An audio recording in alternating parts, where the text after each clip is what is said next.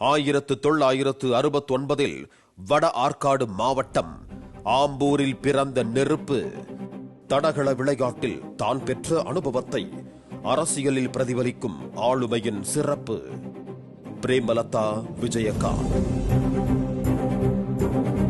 கருணாநிதி, ஜெயலலிதா எனும் இரு கூர்வாள்களுக்கும் மத்தியில் தன் போர்வாளோடு களம் இறங்கி அரசியலில் முரசறைந்த கேப்டன் விஜயகாந்த் அவர்களின் மனசாட்சி.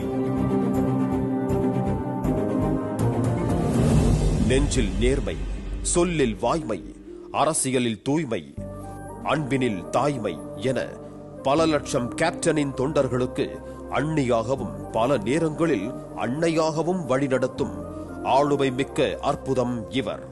தேமுதிக எனும் கப்பல் கேப்டனை இழந்த போது மாலுமியாய் மாறி அதை கரையினில் சேர்த்தவர். தேர்தல் பிரச்சாரத்தின் போது கேப்டனாய் மாறி மக்கள் கவனத்தை ஈர்த்தவர். புரட்சி தலைவி செல்வி ஜெயலலிதா அவர்களுக்கு பிறகு ஆண்கள் கோலோச்சும் அரசியல் உலகில் ஒரு பெண்ணாய் தன் கட்சியின் பொதுச் செயலாளராக பொறுப்பேற்று கட்சியையும் அதன் தொண்டர்களையும் கம்பீரத்தோடு வழிநடத்தும் கண்ணியமிக்க ஆளுமை.